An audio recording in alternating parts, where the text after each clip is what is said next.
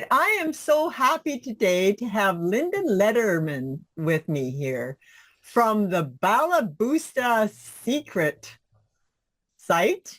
And if for those that don't know what Balaboosta is, it's an old Yiddish time for a woman that makes okay, help me, Linda. Oh, sure. It's an old-fashioned Yiddish term that means a woman who makes a fine home. And my fine home is the anti-Martha Stewart home. It's not, nothing's perfect, but it's the home everybody wants to go to. It's comfortable, it's relaxing, it's inviting, it's warm, it's loving. The food is terrific. The conversation just as good. Oh, I love that. Already, I want to come to your home, Linda. So that's what I'm hoping to bring a little bit of that to our audience today. And so what you're all about is making those like memorable, easy, and speedy meals for folks.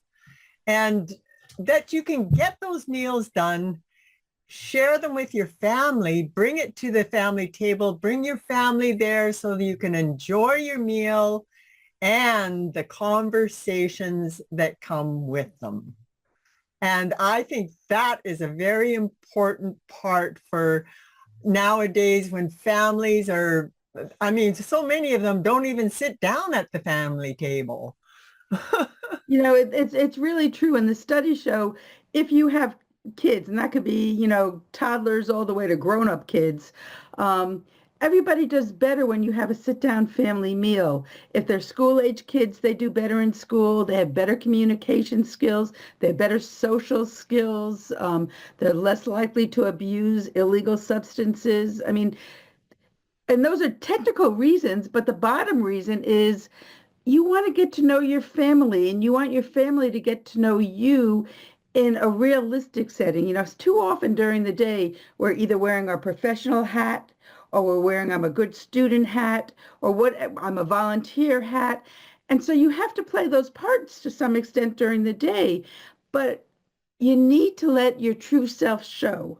And so if you can sit down at a meal with your family and talk and play games and have conversations, not a conversation of how was your day today? Fine. That's not a conversation. But if you can have conversations where you spark fun and ideas and communication, that's what family life is all about.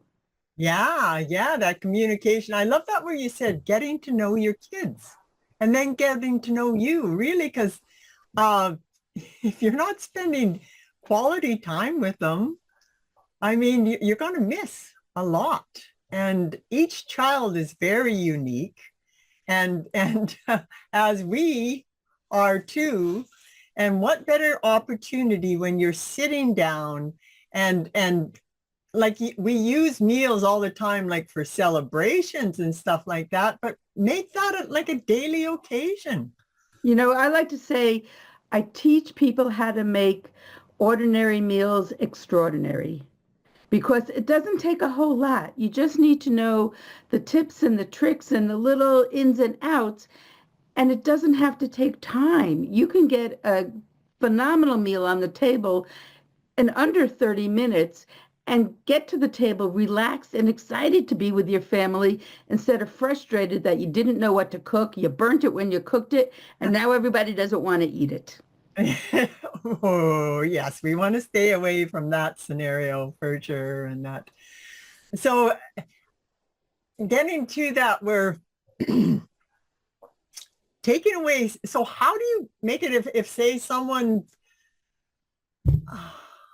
they just don't have much cooking experience? Can you help them too? Absolutely. I actually work with all kinds of parents. I work with men and women, mostly women, but I've worked with a whole bunch of dads as well. And it depends where they are. I meet them where they are, and we grow them to where they want to be. So some people have tremendous cooking skills, but they're bored with making the same things, night after night or week after week or Taco Tuesday on Wednesday, Thursday, and Friday, and they just need to bring some excitement to their meals. On the other hand, I've worked with people who didn't even know how to use the functions on their oven. So we start where you are, and like I said, we grow you to where you want to be.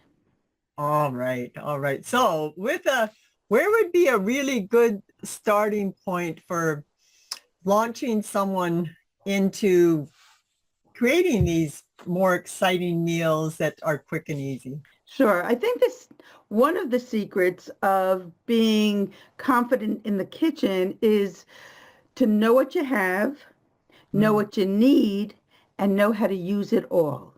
And when you have those foundational skills and ingredients, the whole world opens up in terms of possibilities.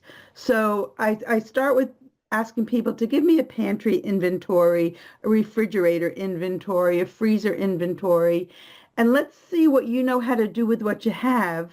And with a little bit of tweaking, I can open up the world of possibilities for you, whether it's terms of cooking skills or recipe development or substitutions or things like batch cooking so you're not cooking from scratch every night. There's a million things we can do, but we have to start somewhere. Yeah. Yeah. So you're not really gearing it for um the healthy eating plans, and you want it to be nourishing, and that it's that ease and speed, so that it'll be nourishing for your family, but it's not taking so much out of you that you cannot enjoy your family. Have I got that right? Yes, and I will say that I'm not a nutritionist, but the foods that I help people make and feel comfortable with are healthy foods. I don't rely on a lot of processed foods. I like fresh vegetables. I'm not a big processed person, but there are ways if you know how to read a label. There are certain processed ingredients you can buy, certain sauces or something that don't have bad ingredients in it that can cut down your time. I can teach you how to make those ingredients from scratch. So there's a lot of things you can do. I mean, I want them to be healthy meals as well as nutritious in terms of nourishing your soul. Ah, there it is. Nourishing your souls. Okay. Okay. Now we're on to something. Okay. So someone do you ever do like where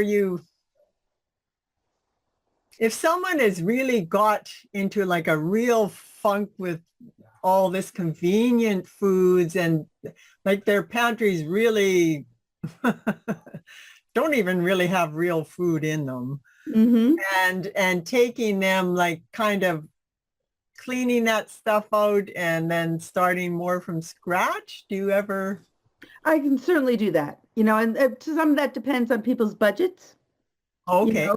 So I have to be sensitive. Some people say, listen, just teach me everything. I'm willing to go get whatever I need. Some people say, I have to use up what I have because I don't even know how to use that. Some people say, just let me have some fill-ins and then teach me how to do everything else. So it really, like I said, I meet people where they are. But sure, we can start from scratch and have a clean plate, or we can do a kitchen clean out before we start. We can go through your ingredients and say, this is not the healthiest version of that taste you want to have. And we can go through that, and then I can give them recommendations for substitutions for products that may not be the healthiest and grow it from there. Really, it can be as expansive or as limited as you want that help to be. Yeah. Yeah. Very, I love that. It's like a taking so much into consideration, but always with the goal in mind that you want it for that individual. Yeah, And I also do. Some people need help just grocery shopping. And what I mean by that is if you're going to buy fruit and it's not ripe and you're going to give that to your family and they're not going to like it, they're never going to learn to like good fruit. If you're going to buy vegetables that aren't in their prime and you cook it, they're not going to get any better. So I can do grocery shopping tours as well. So I can teach you what to look for in your produce department, what to look if you do want to get some sauces or seasonings or other ingredients, how to read those labels so you know what you're looking at to make sure it's the best ingredient for you and your family. Yeah. So like really it's you, like I know you probably do some of those in person, but a lot would probably be virtual, but you're really like they're inviting you right into your home. It's like having you right beside you and working right with where you're at. And okay, I'm here. I might be in the screen, but I'm right there That's the with whole you. idea. It's not, it's hand holding if you want it, or it's advanced if you would like that as well. And if we're doing it virtually, a lot of times what we do is I cook with you. So I can watch what you're doing. You can see how I'm doing it. I can correct you while you're doing it. If you are cooking with me virtually and all of a sudden you say, oh, Linda, I forgot to buy blank, or I didn't buy enough of blank. I can say, well, tell me what's in your cabinet. Tell me what's in your fridge. Let's come up with a substitution. So you're learning so many things at any given time. And the beauty of those lessons is at the end of the lesson, your dinner is done and ready, whether it's just to eat it then or to reheat it later. So you're not losing, and I use that term loosely, time in your day to learn this fundamental skill, because you'd have to make dinner for your family anyway. Yeah, yeah, I love that. That there you did it. You had your mentor right with you as you're going along, and you've got the finished product, your meals.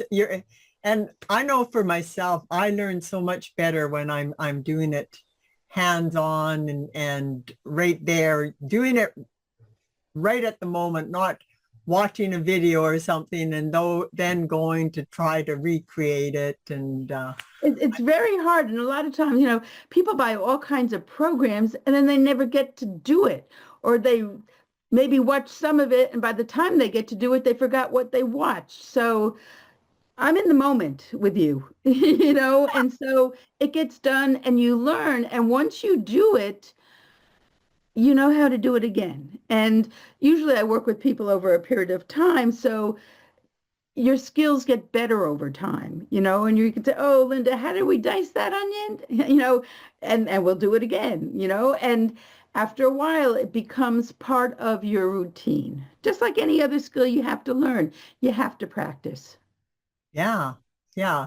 So let's go now. Now we've got our cooking, how that came about. For let's go. We've got a nice nourishing meal, and you're going to sit down with the family. Like, give us some tips for how to bring your family to the table. I know Sure. kids. So depending on the age of your family, although I think this works with young kids, middle kids, adult kids, and it works with your parents, because everybody, your family is just not limited to your kids. There's a broader group of people that you may have at your table. It could be your friends. It doesn't really matter, but you still want that communication whenever you're sitting down to a meal. So you can play games. There's a 20 questions game. There's a game called Headbands, where it only takes a minute to do this. You don't have to buy the game. Cut out a bunch of pictures, and whoever is the it at the moment takes a picture but doesn't look at it and puts it on their forehead. So everybody at the table knows what that picture is except the person who's it. And that person has to ask 20 questions to figure it out. Only yes and no answers. Is it bigger than a bread box? Whatever. And so now you're having, and if they're really silly questions, because you know what the picture is, it's kind of funny. And you're teaching, if it's a young kid, how to think, some logic, how to reason. If they're older and they need that kind of practice, that's really very good for your older parents as well, to get them thinking. And it's social and it's fun, and there's no right or wrong. If you don't guess it, there's no penalty, but you have fun because you can see everybody's reaction to what you're doing. That's a real simple thing to do. You could do round robin questions. You could make a meal. I did this with my family. I did this fairly often. I make an ethnic meal based on things that are going on in the news, so that will give me many things to talk about at a meal. So you learn of another cuisine from another country, maybe. You learn of some of the issues that are in the news right now, and you get an appreciation for how we're all tied together in one big way, even if we're living very different lives in very different places. So again, it depends on the age of the people at your table at any given time. But lessons like that can be for little kids. It can be for your parents. Yeah, yeah. And uh, so I'm wondering if this is something, I know that once you've got them to the table and experiencing that and having the fun, then it's easy. Do you have any tips to actually like get the kids off their devices or get them so that they want? Yeah, sure. You have to start somewhere. Okay. And so if your kids are reluctant to I have a rule that you never to bring a device to the table unless it's part of the game. You just don't do that. And that's a firm rule. Put the phones in a basket by the table, whatever, another room, it doesn't really matter. Really should be a firm rule for every household, in my opinion. But if you don't have a history of having wonderfully warm and engaging meals, you have to start. So a little bribery goes a long way, depending on the age of your family. I'm not, you can say if they're younger kids, you can say you get to pick the first TV show we watch, or the book that we read to you at bedtime, or whatever it's going to be.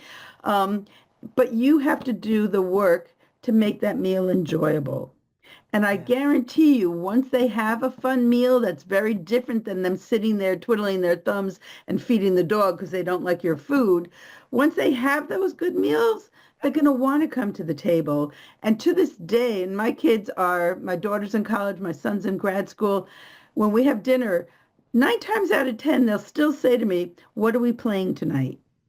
Oh, And when their friends come over when they had sleepovers a long time ago, I would tell them, we play games at the table and you're expected to play. And that's a great way to learn about your kids' friends in a very non-threatening way. Oh, what do you want to be when you grow up? It's not that at all. It's like, we have a game. Let's participate. And now all of a sudden, again, they get to let their hair down and be themselves. And you get to see them who they are, and they get to feel comfortable with you because you want your kids' friends to be comfortable with you in case they have a problem and they don't know who to turn to. Make that warm, welcoming environment in everything you do. yeah. Do you ever get the kids involved with the cooking? Absolutely. All I, right. I should say that my daughter is a culinary arts major at Johnson and Wales. She was cooking with me at a very young age, but you're never too young to start. And if you think that they're too old to hold a knife or something like that, take them to the grocery store with you. Say, pick out a colorful vegetable that we haven't had before, and let's learn how to make it. Or go to the farmer's market and see something that you don't know and ask the farmer, what would you do with it? And so you show your family that you always want to learn as well. Because to me, life is a lifelong process of learning. So if you're showing them that you're curious and you want to grow, they're going to get that love of learning as well. Yeah. Oh, I like that. I like that.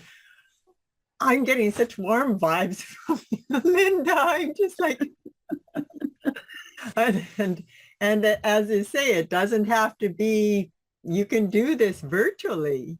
You can Yeah. come into people's homes virtually. And I know like with the kids and to give them that skill of being able to cook and for when they have families of their own or when they're off on their own and so it's not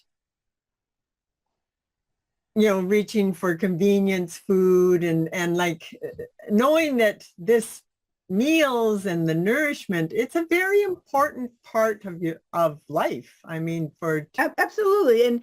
And you're modeling the behavior and they're enjoying what you're modeling. So I have people who tell me, oh, my mother didn't cook, or my mother worked 2 shifts and we didn't sit down for meals, or I was involved in sports and we ate a sandwich in the car going from activity to activity.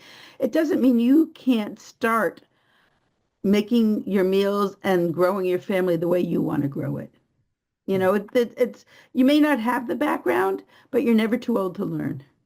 yeah, and I think that's where you started off with. It's that you take from where you are to where you want to grow to be. Yep. And with that, I think that that's perfect. And you include so much in there. So if people were wanting a taste of you, how could they? Sure. I have a an easy recipe guide. It's based on one pan, one sheet, one pot. So you're not making a massive mess in your kitchen. Cleanup is easy and you get dinner done with ease. So I'll give you in the show notes the link for that. And if they get that it's free and a bunch of recipes, they'll get on my mailing list. And so they'll get all my newsletters and announcement about what kind of programs I have coming up. I also have a Facebook group called Easy Weeknight Dinners for Busy Moms. And we do a lot of sharing of recipes and jokes and life experiences in there. So that's a really fabulous place. And of course, I have a website called Balaboosta's Secret. All right. Well, there you go, folks. I got lots of tips and I don't know. I just really enjoyed you being here. I just love that warm feeling. You totally are a wonderful Balaboosta. So Oh, thanks. My goal is for everybody to be a Balaboosta. Why wouldn't you want to be one? yeah, yeah. So thank you very much for sharing, Linda. And folks, reach out, balaboostasecrets.com. You can find her there, and I will put the in the show notes for the one pan, one sheet, one pot recipe guide so that you can really get a taste of Linda and what she's all about. Thanks so much for letting me share with your audience. I really appreciate it.